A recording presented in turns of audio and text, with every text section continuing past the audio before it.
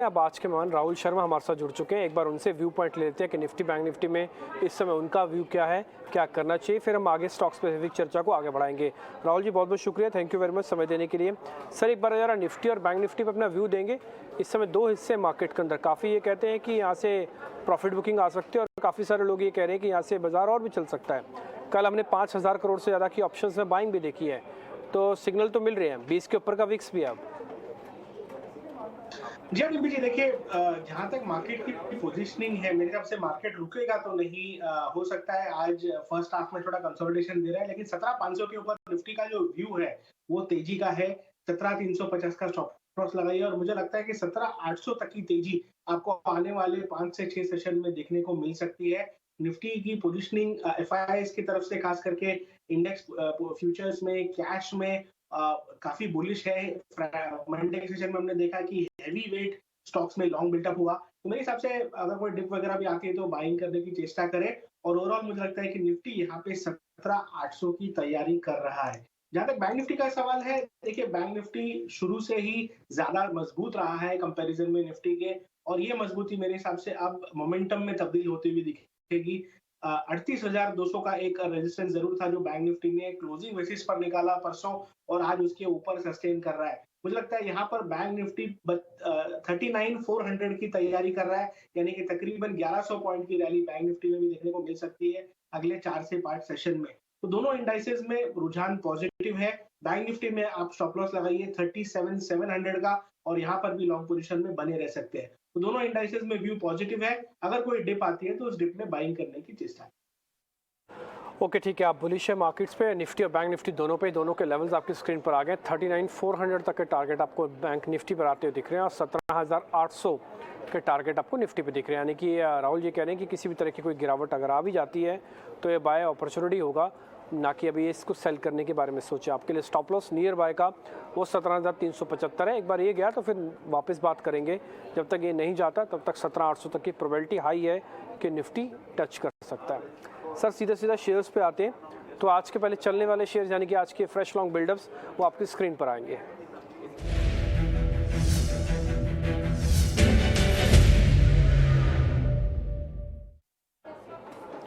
सो दो शेयर हमने निकाले, एक तो एबीबी जो काफ़ी दिनों से चल भी रहा है, आज भी चला है। इसके नंबर्स आने के बाद का रिएक्शन है और कुछ खबर कॉर्पोरेट इसकी ये भी है कि अपनी सब्सिडरी में कुछ हिस्सा ये बेचना चाह रहा है। और दूसरा है आईजीएल।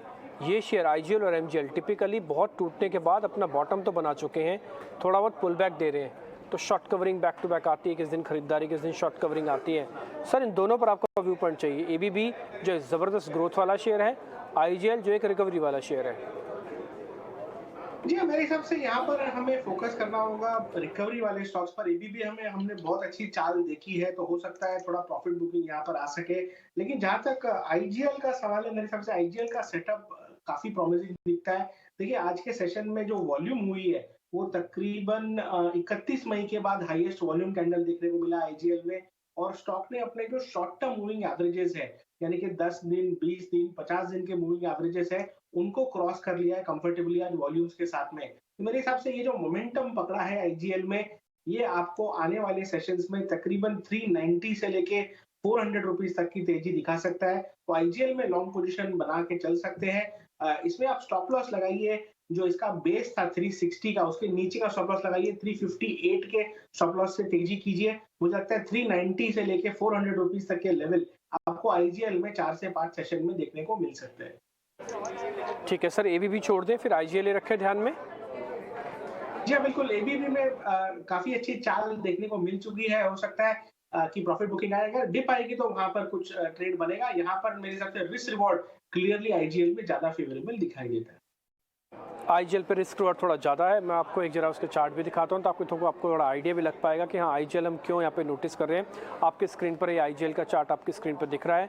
आप यहाँ पे देखेंगे कंसोलिडेशन हमने यहाँ पे ड्रॉ किया है, जो आपको बिल्कुल स्क्रीन के सेंड पे दिखेगा। ये है वो कंसोलिडेशन जिसको हम टिपिकली साइडवेज कहते हैं। अब इसमें वॉल्यूम का पैटर्न भी जुड़ा है, जो थोड़ी देर पहले आपको राहुल जी बता भी रहे थे। एक और इम्पॉर्टेंट चीज़ अगर आप इसमें देखेंगे ना, तो आपको ये दिखेगा इसका जो प्रीवियस पैनिक क्लोज बने हुए हैं, इस वाले को भूल जाइए। जो फर्स्ट वाला ये तो एक्स्ट्रा ऑर्डिनरी था, लेकिन इससे पहले का लो भी ना इसी ब्रैकेट की एवरेज के अंदर आके रुक गया। और अब आपको ये 50 दिन का ब्रेकआउट 200 दिन की तरफ हम अप्रोच कर रहे हैं। टिपिकली एक स्ट्रॉन्ग पुल बैक का शेयर है, पूरा पैराबोलिक टूट के शेयर नीचे आया हुआ, एक जगह पर आके रुकता है तो 30-40% का पुल बैक ज़रूर देता है अपने टोटल फॉल से जो ऊपर से लेके जहाँ पे साइडवेज हुआ है। अगर उस रेंज को ब्रेकआउट कर दे तो ये वो रेंज है जिसका 50 दिन के एवरेज उसने सपोर्ट ले लिया और 200 दिन की एवरेज की तरफ बढ़ रहा है। तो इंपॉर्टेंट शेयर है IGL। एक बार टारगेट स्टॉप लॉस आप नोट कर लें। जो ग्रोथ वाला शेयर था ABB वो हमने भी छोड़ दिया, लेकिन IGL एक स्ट्रॉन्ग पुल बैक वाला शेयर को पार्टिसिपेट कर रहे हैं और 358 का आपका स्टॉप लॉस होगा, 390 400 रुपये तक का आपका टारगेट बन सकता है। सर शॉर्ट कवरिंग के भी 2 शेयर हैं, एक है इंश्योरेंस कंपनी ICICI लोम्बार्ड और दूसरी है NMDC।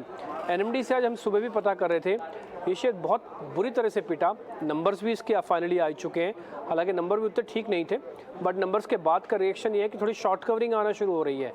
तो सर इन दोनों को जरा चेक कर लीजिए, एक तो NMDC और दूसरा ICICI लोम्बार्ड। जी हाँ, देखिए NMDC में ओवरऑल अगर हम मेटल्स की बात करें और ये पूरे क्षेत्र की बात करें तो यहाँ पर एक अच्छा बाउंस बैक ट्रेड देखने को मिल रहा है। और जहां तक NMDC का सवाल है, मेरे हिसाब से यहाँ पर एक राउंडिंग बॉटम जैसा स्ट्रक्चर बनने को दिख रहा है और आज 50 दिन का मूविंग एवरेज स्टॉक ने क्रॉस किया है। मेरे हिसाब से ये जो मूवमेंट है आपको तकरीबन 124 रुपए तक की तेजी दिखा सकता है, यानी कि तकरीबन 9 से 10 रुपए यहाँ पर से भी अप्रिसिएशन देखने को मिल सकता है। तो NMDC में बाय करने की चेष्टा कीजिए।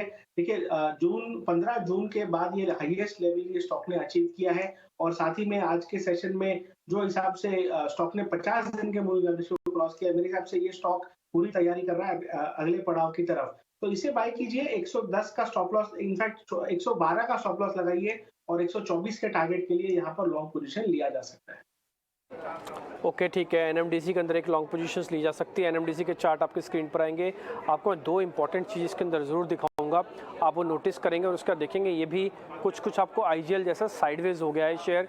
ये दोनों शेयर्स ऐसे हैं जिसने पार्टिसिपेट ही नहीं किया था तेज़ी के अंदर, लेकिन अब जब फॉल कंप्लीट हुआ है तो ये सेकंड लेग जो मार्केट की तेज़ी आ रही है उसके अंदर पार्टिसिपेट करने के कैंडिडेट हुए हैं। ये NMDC का चार्ट है, हमने हाइस को कंपेयर किया तो एक डाउनवर्ड स्लोपिंग चैनल है और बैक टू बैक गिर रहा है। प्रॉब्लम कहाँ पे शुरू हुई इसकी, जब इसका हमको ये एवरेजेस ब्रेकडाउन हुए फिर से। एक बार पहले एवरेजेस का ब्रेकआउट हुआ तो मूवमेंट मिला, लेकिन एक बार जब एवरेजेस ब्रेकडाउन हुए तो उसके बाद फॉल सीवियर आया। ये फॉल इतना सीवियर था कि शेयर को अब जाके थोड़ा बहुत राहत मिल रही है, थकावट इसकी खत्म हुई, यानी कि इसकी गिरावट अब जाके रुकी है। ये अगर यहाँ से शेयर थोड़ा भी पुल बैक दिखाता है तो आपको एक अच्छा मूवमेंट मिल सकता है। कहाँ तक का मूवमेंट मिलेगा, देखिए ये अगर पुल बैक भी करता है तो इस रेंज के अपर एंड यानी कि मिडल ऑफ दिस पाथ में यहाँ पर भी आ सकता है। तो कोई बड़ी बात नहीं है, जो राहुल जी आपको कह रहे हैं कि 10, 15, 20 रुपये तक की भी मूवमेंट आपको NMDC में मिल जाए, इसमें कोई बड़ी बात नहीं है। 2 हिस्सों में इस शेयर को देखिए, पहला इसने अपनी गिरावट को रोका, दूसरा गिरावट जहां से हुई थी वो हिस्सा बहुत बड़ा है, वो फॉल बहुत बड़ा है, रिकवरी करने में भी आएंगे तो आपको अच्छे पैसे बन सकते हैं। फिलहाल आपका टारगेट 124 का होगा, 112 का स्टॉप लॉस है। रिस्क रिवॉर्ड यहाँ पे बिल्कुल जस्टिफाइड है। शेयर पिटा हुआ है, मेटल्स का शेयर है, चर्निंग में ये ऊपर आ सकता है। 112 का स्टॉप लॉस, 115 का टारगेट, 115 पे चल रहा है, 124 का टारगेट है। सर शॉर्ट्स के भी कुछ एक शेयर्स हैं। बलरामपुर चीनी नंबर्स के बाद से बैक टू बैक कमज़ोर है, कई बार अनवाइंडिंग, कई बार शॉर्ट्स दोनों देखने को मिलते हैं। और दूसरा मदरसन सुमी, सर एक बार इस पर भी आपकी ज़रा रिकमेंडेशन चाहिए। बलरामपुर चीनी और मदरसन सुमी दोनों आज के शॉर्ट कैंडिडेट है सर। जी हाँ, देखिए पिछले बुधवार को हमने बलरामपुर जी ने डिस्कस किया था आप ही के शो पर और क्लियर बेरिश आउटलुक यहाँ पर दिया था हमने 350 के टारगेट्स के लिए। तो 350 का लेवल एक तरह से अचीव हुआ बलरामपुर चीनी में बेरिश साइड में, और अभी भी यहाँ पर वीकनेस बनी हुई है। मेरे हिसाब से ये जो वीकनेस है इस स्टॉक को तकरीबन 320 के लेवल तक ले जा सकती है। तो 320 के लिए बायस यहाँ पर बेरिश रहेगा बलरामपुर चीनी में। स्टॉप लॉस अगर आपको यहाँ पर फ्रेश ट्रेड लेना है तो 345 का लगाइए और यहाँ पर शॉर्ट पोजीशन में बने रह सकते हैं। अगर आपके पास है तो ट्रेलिंग स्टॉप लॉस जरूर यूज कर ले। और ओवरऑल मेरे हिसाब से शुगर स्टॉक्स में जो वीकनेस है कंटिन्यू होती हुई दिखेगी। आई थिंक दोनों के कंपैरिजन में बलरामपुर चीनी यहाँ पर इजियर ट्रेड है। ओके ठीक है, बलरामपुर चीनी के अंदर वीकनेस आपको दिखेगी। मैं बलरामपुर चीनी के बारे आपको जरा चार्ट भी दिखाता हूँ और दिखाते हैं कि किस जगह से अपने आप को ये और वीक करता हुआ दिख रहा है। पहले आप लेवल नोट कर लीजिए, 320 और 345 का स्टॉप लॉस है। ये शेयर कमजोर है। बलरामपुर चीनी आपकी स्क्रीन पर आएगा। पहले आप ये वाला हिस्सा याद रखिएगा, ये कंसोलिडेशन का बेस वाला एरिया है। अब आपको मैं थोड़ा और आगे लिए चलता हूँ। ये बलरामपुर चीनी का उस कंसोलिडेशन के बाद का बड़ा ज़बरदस्त मूव और मूव के बाद back to back lower highs बनते हुए दिख रहे हैं, यानी कि हर बार जो हाई बन रहा है वो प्रीवियस वाले से नीचे खिसकता आया। एक बार डबल बॉटम फॉर्मेशन बना, ये उसी जगह पे बना जिस जगह पर ऑलरेडी पहले से ही एक बेस बना होता। आप इसको देख पा रहे होंगे, हमने ग्रीन कलर से इसको मार्क भी किया है। उसका जो पुल बैक था ये एक फॉल्स पुल बैक साबित हुआ, क्योंकि जहाँ पे क्रॉसओवर्स थे यानी कि 250 दिन की एवरेज लग रही थी, यहीं से शेयर वापस पिटा और उसके बाद से आप यहाँ पे देख पा रहे हैं एक बार भी आपको अब हरी कैंडल्स नहीं दिख रही होंगी। ये पसोपेश नहीं है, बिल्कुल क्लियर थॉट है कि यहाँ से भी शेयर बिक रहा है और बैक टू बैक बिकता गया। आप नीचे वॉल्यूम भी चेक करेंगे तो आपको क्लियरली दिख जाएगा कि शेयर कितनी बुरी तरीके से पिटा है। तो बलरामपुर चीनी के अंदर ये गिरावट का फेज एक्सटेंड हो सकता है, इसलिए आपको टारगेट यहाँ पे दिए जा रहा है और आप टारगेट अच्छे से नोट करके रखें। 320 और 345 का स्टॉप लॉस है। हम और आगे बढ़े, कुछ और शेयर चेक करें सर से, इंडसइंड बैंक के बारे में पता करेंगे, लेकिन उससे पहले राहुल जी आपके अपने ट्रेड कौन से जरा वो बता दीजिए। जी हाँ, देखिए पहला जो रिकमेंडेशन है वो बैंक से रहेगा। कैनरा बैंक का सेटअप यहाँ पर बहुत प्रॉमिसिंग दिखाई देता है।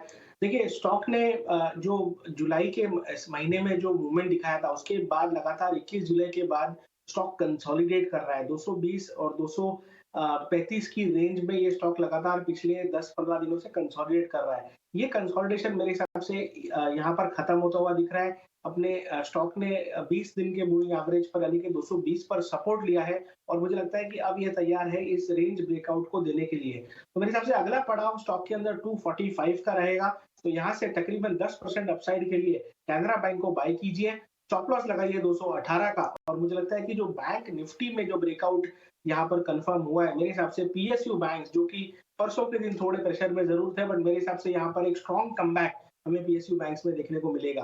तो जो हमारा आइडिया है वो है कैनरा बैंक 245 के टारगेट के लिए।